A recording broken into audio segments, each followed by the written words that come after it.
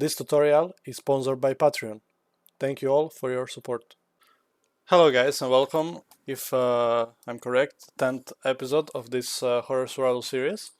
And in today's episode we're not gonna be doing so much of mechanic, but we're gonna do something that is very important for every game developer when they're creating their game, and that is to create yourself an admin panel where you can just press buttons and test random stuff, in your game. So for this example, right now in our game, if we press play, we have health, stamina and hunger. We are missing still hydration, but we're gonna do it in the next episode. But we want to test with the buttons, like if I press button I will remove the health. So let's say I want to test the death mechanic. I will just press the buttons to remove health. So that's why it's very useful. So to do so, first thing, we're gonna create ourselves new widget inside of our UI. So user interface widget blueprint, and let's create let's name this VB admin tools. And now we are here.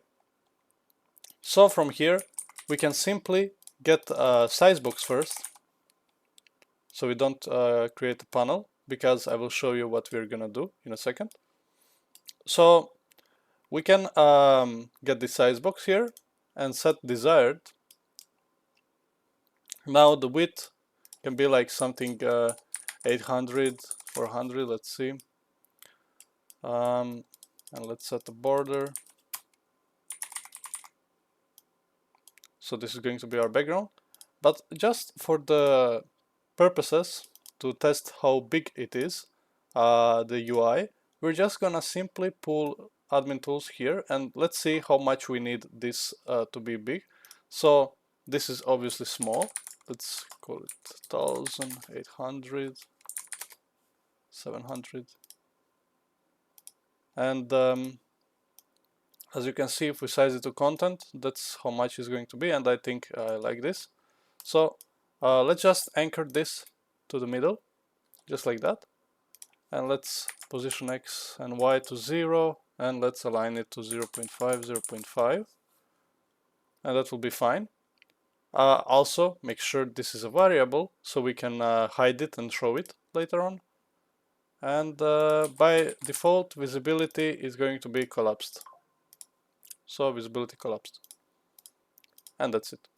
You don't need to do anything anymore about this, and if you press play you won't see it on your screen. Okay, so with that being said, we can now go and edit this. So for me, I want this not the color and opacity, but the brush color. I want it to be something like grayish, or actually black, but with lower opacity. And now we can get horizontal box here. Actually, we can get vertical box here.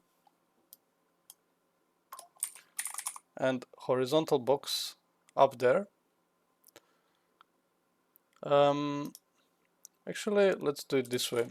So we have a border, and we're gonna get another border inside of it. And this border is going to be at the top. And let's make it a little bit bigger, and we can do that by wrapping it inside of the size box.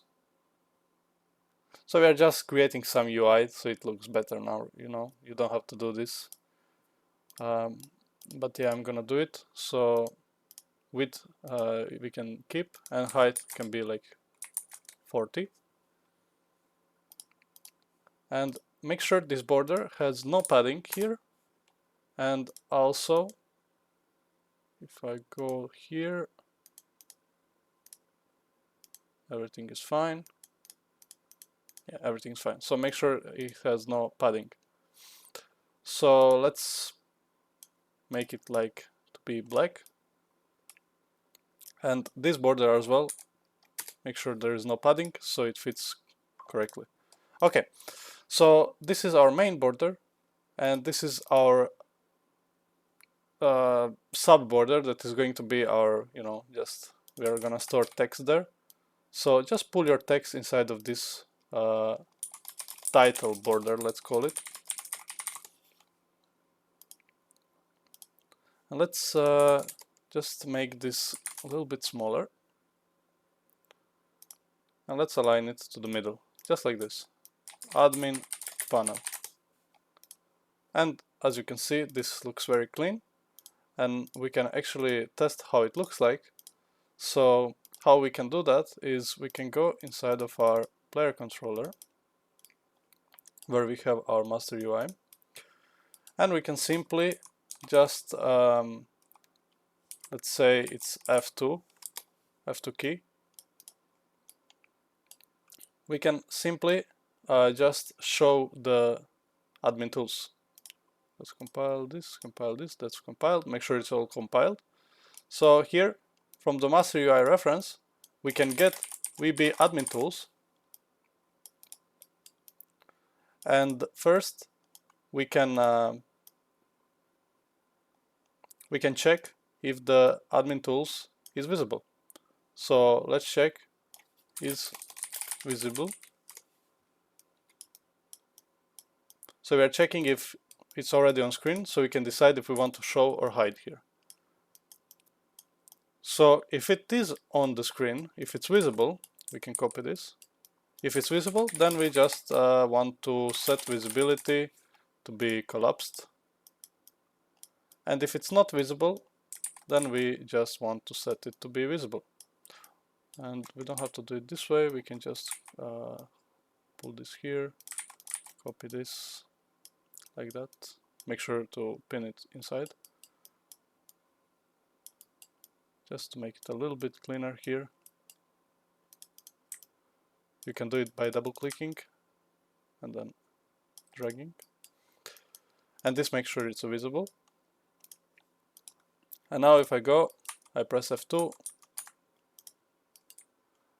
you can see I'm going to get my panel, but right now we have problems because we are doing something with our scene as well. So let's make this, for example, tilde key. It's next to 1 on my keyboard, but you can do really any key that you like. But yeah, for me, tilde key works very well. It's basically above tab and left of 1. But if you don't see it on your keyboard, you just use what you're comfortable with, right?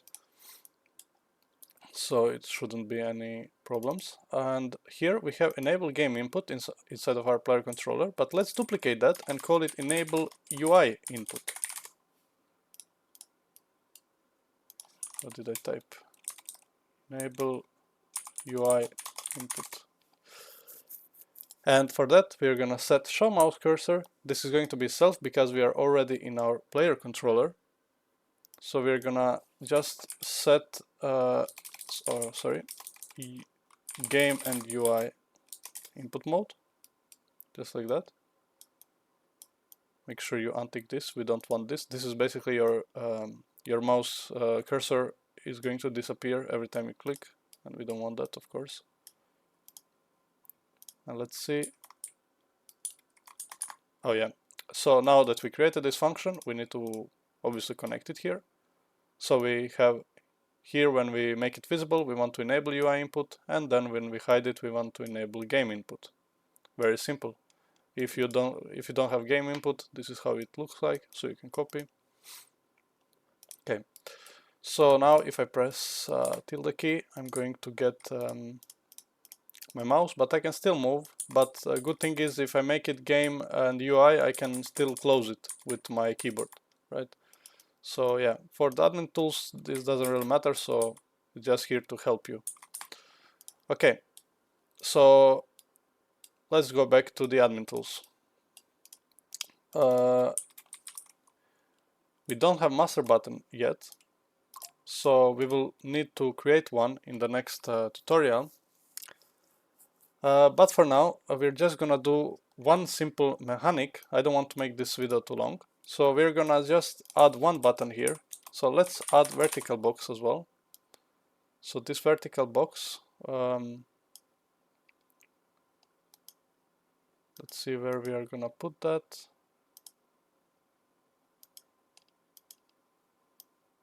Let's wrap the size box with vertical box.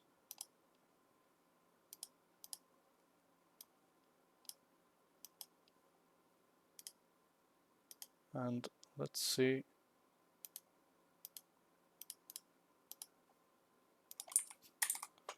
If we add horizontal box here, we add text. What happens if we duplicate? Yeah, that works great. Okay. So just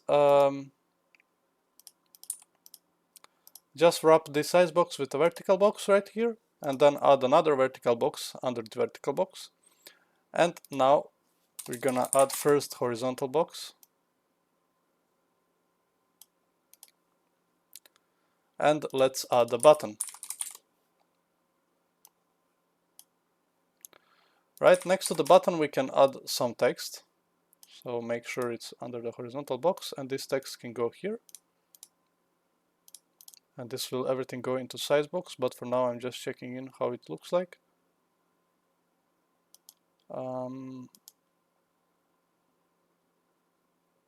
Okay, that's really good. We can actually add another horizontal box inside of this one. So we have this horizontal box, and then we have two horizontal box inside. That will be good. So text in one, text in the other. Now let's say these horizontal boxes are going to be half-half. So make sure the both are filled. So we can just fit more buttons. So we can select both of these texts and make sure it's a font something like 16. And this main horizontal box, I will just make the padding of 10. And actually this can be like 22. Yeah, that's fine. And I will pad it 5 from the left, just like this. And this first one is going to be, let's see what do we have right now. So we have increase hunger, decrease hunger, and we have take damage, increase health. That's going to be enough. So in this tutorial we're just gonna create 2 of those, and then in the next tutorial we're gonna do master buttons so we can implement the same buttons, so we don't have to create buttons all over again and edit every single each one of them. So let's add this. For now it's going to be just not edited that much, just we need to see function if it works. So add the text inside of the button here. Select both text, make it 16, and that's going to be fine. I'm gonna just add some padding to the left for these buttons. Let's see, let's call this increase hunger or plus hunger and minus hunger. So this button will be increase hunger admin button, and this one is gonna be decrease hunger admin button. Make sure they're both variables, so if you make the variable, then you can have these events. Okay, so on pressed, both of them. We do have our macro that we created for casting. That's right in blueprints right here. So let's just use that.